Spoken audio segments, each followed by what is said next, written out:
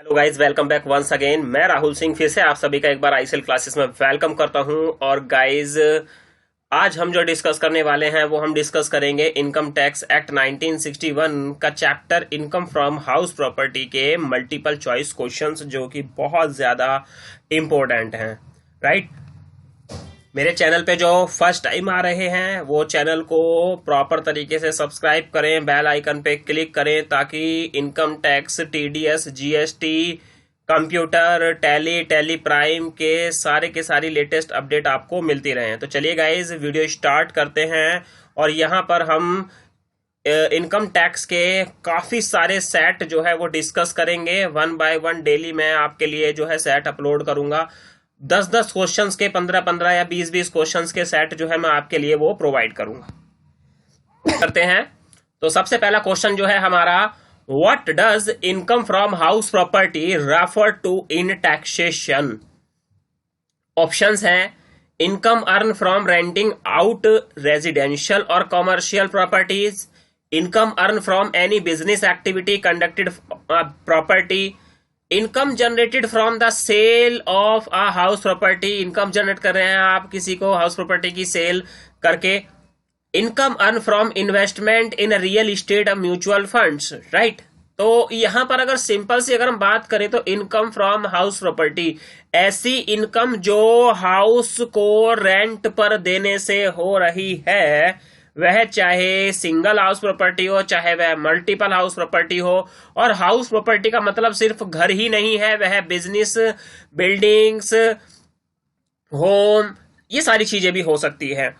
ठीक है, कोई कॉमर्शियल प्रॉपर्टी भी हो सकती है। तो इसका आंसर गैस कीजिए फटाफट से।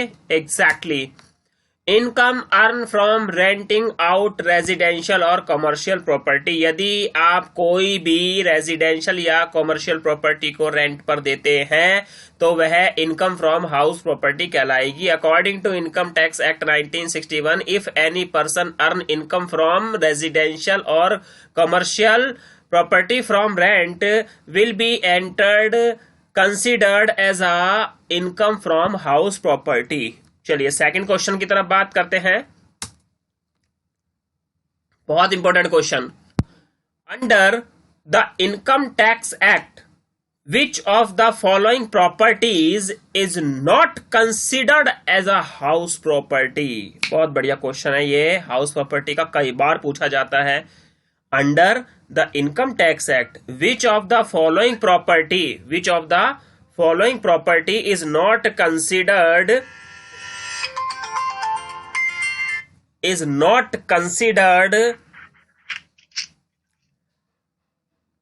As a house property? तो यहां पे हम ऑप्शंस की बात करें, देखिए टैक्स के जो वीडियोस हैं, टैक्स के जो एमसीक्यू क्वेश्चंस हैं, वो ऑलवेज बहुत इंपॉर्टेंट रहते हैं स्टार्टिंग से ही। तो यहां पर अगर हम बात करें तो self occupied residential property, let out residential property, commercial property use for business purpose, और अगर हम यहां पे बात करें vacant land with no construction. तो यहां पे अगर हम बात करें तो इसमें commercial property use for business purpose और vacant land with no construction, इन दोनों में आपके माइंड में आ रहा होगा। लेकिन अगर इसकी यहां पर बात करें तो vacant land with no construction ही इसका सही आंसर है, कंसीडर नहीं करेंगे उसको हाउस प्रॉपर्टी के अकॉर्डिंग। चलिए थर्ड क्वेश्चन की बात करें, what is the standard deduction allowed on the annual value of a self occupied house property? What is the standard deduction allowed on the annual value of a self occupied house property? तो guys, जब मैं आपको income tax act 1961 के chapter house property में section 24A की जब मैं बात करता हूं, तो वहां पर रूल्स एंड रेगुलेशंस के अकॉर्डिंग हमें जो अलाउड की जाती है वह 30% ऑफ एनुअल वैल्यू की अलाउड की जाती है। बात करते हैं तो यहाँ पे 10% of annual value, 20% of 30 and 40। तो यहां पर क्या है, 30% ऑफ एनुअल वैल्यू, यानी कि जितनी भी आपने इनकम अर्न करी है उसका 30% ऑलरेडी क्या कर दीजिए, डिडक्शन ले लीजिए। चलिए फोर्थ क्वेश्चन की तरफ बात करते हैं। आई होप तीनों क्वेश्चन आपको बहुत अच्छे तरीके से समझ में आ गए। फोर्थ क्वेश्चन, ये भी बहुत इंपॉर्टेंट क्वेश्चन है और यहां पर देखिए आपको कुछ सीखने को भी मिलेगा। In case of a let out property if the actual rent receive is higher, यानी कि जो एक्चुअल रेंट रिसीव आपको हो रहा है वो higher than the fair market value, how is the gross annual value GAV calculated for taxation? Actual rent receive, fair market rent, high of actual rent receive and fair market rent, या actual rent receive minus fair rent value. Guess कीजिए, exactly आपने सही gas किया है। यह है आपका GAV जैसे कैलकुलेट होगा, higher of actual rent receive and fair market value का कंपैरिजन करेंगे, है ना। इन दोनों में से जो ज्यादा होगा, एक्चुअल रेंट रिसीव और फेयर रेंट जो मार्केट का रेंट स्ट्रक्चर है उसमें हायर, तो इसका आंसर बिल्कुल सही सी है। आगे चलते हैं फिफ्थ क्वेश्चन की तरफ। What is the maximum amount of loss from house property can be set off against other income in a financial year? No income it can be fully set off। 1.5 lakh, 2 lakh, 2.5 lakh. फटाफट guess कीजिए। ये बड़ा simple सा question है, हम इसे discuss करते हैं, कई बार मैंने आपसे डिस्कस भी किया है कोर्स के टाइम पे, तो कोई लिमिट नहीं है, but it can be fully set of. चलिए, if a taxpayer owns multiple house property, अगर कोई टैक्स भुगतान करने वाला है, टैक्स भरने वाला है, अगर उसकी मल्टीपल हाउस प्रॉपर्टी है, how is the annual value of the property calculated for taxation? किस प्रकार अपनी जो एनुअल वैल्यू है प्रॉपर्टी की वो किस तरीके से उस पर कैलकुलेट करेगा टैक्स का? तो only one property is considered for taxation and other are exempted? नहीं, the taxpayer can choose any property for taxation and the rest are exempted. Annual value of all properties is added together for taxation. Annual value of all property is average for taxation. Guess कीजिए, बिल्कुल सही आपने answer choose किया है। Annual value of all property is added together for taxation. आपकी जितनी भी, सीधी सी बात है, जितनी भी आपकी प्रॉपर्टी है, हाउस प्रॉपर्टी, उससे जो इनकम हो रही है उन सबको आपको क्या करना पड़ेगा? ऐड करना पड़ेगा। सरकार से कुछ छुपाने की जरूरत ही नहीं है आपको। चलिए आगे बात करते हैं, 7th क्वेश्चन की तरफ चलते हैं। 7th क्वेश्चन, ये क्वेश्चन इंपॉर्टेंट है। What is the deduction available on the interest paid on a home loan for a self occupied property? आपने सुना होगा भाई, प्रधानमंत्री आवास विकास योजना 2,67,000 रुपए की छूट पाए और घर इंस्टॉलमेंट पे ले, उस पे ब्याज जो जा रहा है उस पे छूट मिल जाएगी। तो वह क्या है क्या नहीं है? तो 30,000 है, 1.5 लाख है, 2 लाख है और 2.5 लाख रुपए है, राइट। तो अगर हम यहाँ पे बात करें तो इसका सही आंसर है 2.5 लाख रुपए तक का स्ट्रक्चर्स जो है वो आपको डिडक्शन अवेलेबल हो जाएगा। चलिए 7th क्वेश्चन कंप्लीट हो गए हमारे। यहाँ पे 7 क्वेश्चन बहुत छोटे छोटे सेट है जो मैं आपके लिए अपलोड करूंगा, इससे क्या है आपका इंटरेस्ट भी बना रहेगा। चलिए यहाँ पे 8th क्वेश्चन की बात करते हैं।